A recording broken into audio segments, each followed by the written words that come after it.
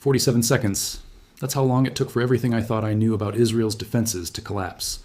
I've spent years analyzing underground military infrastructure, mapping bunker networks from Damascus to Tehran, but what I discovered about the facility beneath Tel Aviv, that changed the entire calculation of this war, and what terrifies me most is what both governments are hiding in plain sight. Let me show you what really happened on March 8th, and why the silence from Jerusalem tells us more than any official statement ever could.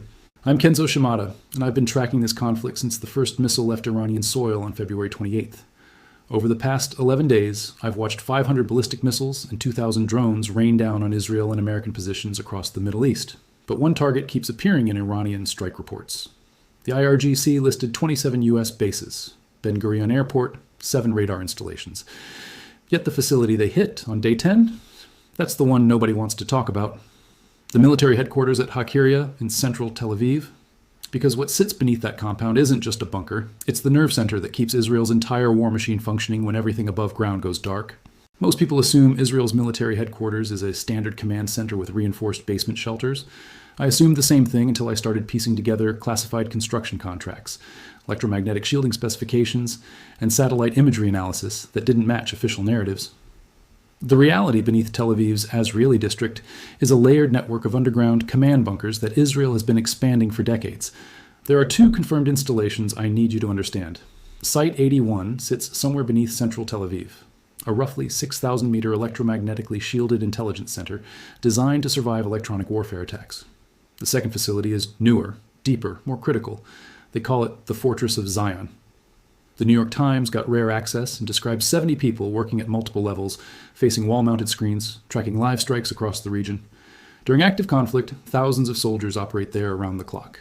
This is what the IRGC targeted. This is what Iranian missiles have been aimed at for 10 straight days. But here's what makes Iran's claim credible, what makes this moment different from standard wartime propaganda. I've analyzed bunker penetration scenarios across 17 different conflict zones. I've mapped blast patterns, studied seismic data from underground detonations, tracked censorship patterns that emerge when governments need to hide structural failures. What I'm seeing in Tel Aviv matches every single indicator of a successful strike against hardened infrastructure. The silence isn't normal. The satellite blackout isn't standard protocol. And the timeline of official responses? That's the pattern of damage control, not confident denial. During the 12-day war last June, Iranian ballistic missiles struck the north tower of the Vinci apartment complex in Tel Aviv. The entire impact zone was sealed within minutes. No cameras allowed, no media access. The Jerusalem Post later reported the missile landed a stone's throw from Netanyahu's office, then known as Building 22. Weeks after that war ended, the Prime Minister's office began renovations. The official explanation? Routine maintenance. The rumor, never confirmed or denied, is that the building sustained structural damage in the strike. And here's where it gets strange. To this day, Google Maps blurs satellite imagery over that section of Tel Aviv. Leonardo da Vinci Street, directly in front of the towers, has no street view available. Russia's Yandex Maps does the same thing, censoring both imagery and location data for the Da Vinci complex. France 24 conducted an independent analysis and concluded Israeli media coverage had been deliberately delayed. Haaretz waited 2 full weeks before publishing anything about the hit, even though photos had circulated online immediately after impact. So, Iran targeted this exact area once before. The damage was sealed, the media was blocked, the satellite data is still censored, and now in early March, the IRGC is claiming it hit the same zone again. Think about what that means. Either Iran is fabricating strikes against one of the most heavily defended locations on Earth, or their missiles are consistently breaking through layers of Arrow, David's Sling, and Iron Dome interceptors to land within meters of Israel's deepest command infrastructure. Neither answer is reassuring. The scale of what's been raining down on central Israel over the past 10 days tells the real story. Day 1, approximately 90 ballistic missiles fired at Israel. Day 2, around 60. After that, roughly 20 per day, arriving in smaller but more frequent volleys. The pattern shifted. Individual salvos got smaller, but the weapons themselves got bigger, more destructive, more precise.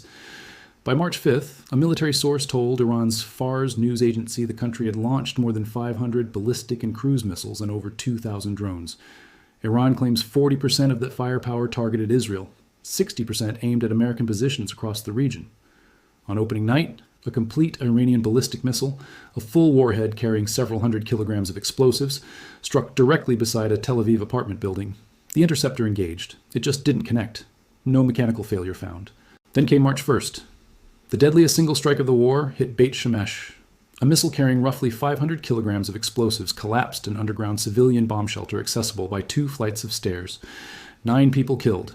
Investigators later concluded even a fully compliant shelter wouldn't have survived a direct hit of that force. That detail matters because it exposes the core vulnerability everyone's been avoiding. The White House claims Iranian ballistic missile strikes dropped 90% between day 1 and day 6, crediting American and Israeli operations against Iranian mobile launchers. But missiles are still breaking through. As of March 8th, 4 confirmed major impacts hit the Israeli home front: Tel Aviv, Beit Shemesh, Beersheba, central Israel. Since the war began, 1,619 Israelis hospitalized, 87 still in hospital beds, 4 in critical condition, 10 civilians killed. The weapon that makes underground bunker targeting relevant is the Khorramshahr 4 cluster warhead. I've been tracking this missile since Iran first revealed it in May 2023. It flies roughly 2,000 kilometers, carries a warhead of approximately 2,500 kilograms, and its cluster configuration opens at about 7 kilometers altitude, releasing around 20 individual submunitions, each carrying about 2.5 kilograms of explosive across a massive dispersal zone. That dispersal pattern transforms a single missile from a pinpoint threat into an area saturation weapon. I remember the first time I saw footage of a cluster warhead deployment over urban terrain.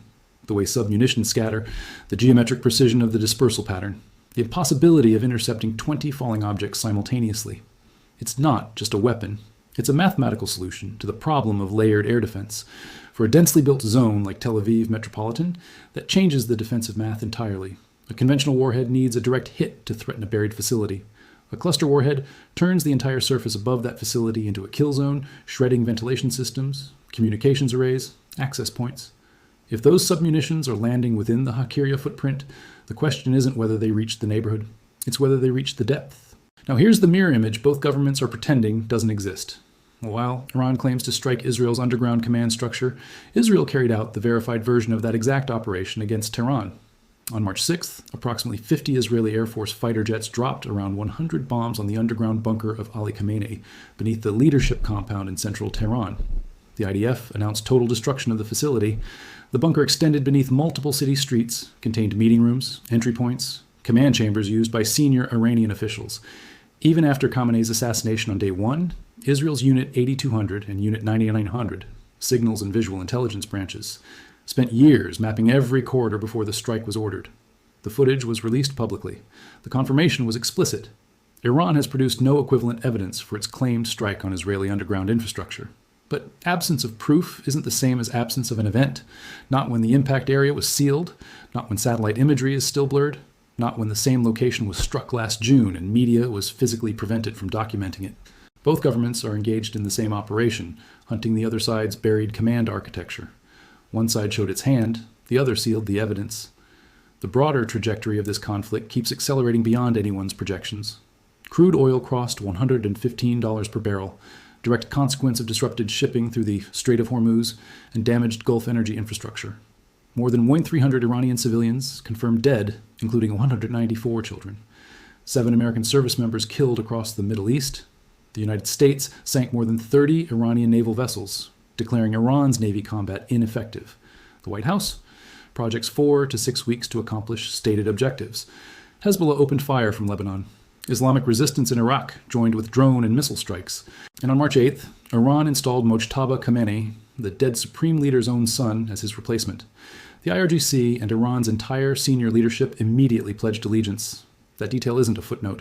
It's the variable determining whether Iran's missile campaign can sustain coherence under fire. Iran just handed wartime command to a man who's never held public office or formal military title. He inherits a war his father didn't start, and a military apparatus that's burned through significant shares of its ballistic stockpile. Israeli intelligence estimates suggest more than 3,000 Iranian military personnel killed since opening strikes. Whether Mojtaba Khamenei can maintain targeting discipline, logistical rhythm, strategic direction under sustained bombardment is the question every defense ministry on earth is watching. The sealed streets, censored maps, media blackouts, and a second straight war with Iranian missiles landing within the footprint of the most classified command facility in the country, all pointing one direction. Neither side has defined what the end of this war looks like. Neither side can verify what the other is hiding beneath the rubble. And with Mojtaba Khamenei now holding the codes, the question is no longer whether this escalates. It's whether anyone left in either capital has a plan for what comes after it does. That's what keeps me up at night. Not the missiles we can track, the infrastructure we can't see, the bunkers we can't verify, and the silence that tells us everything we need to know.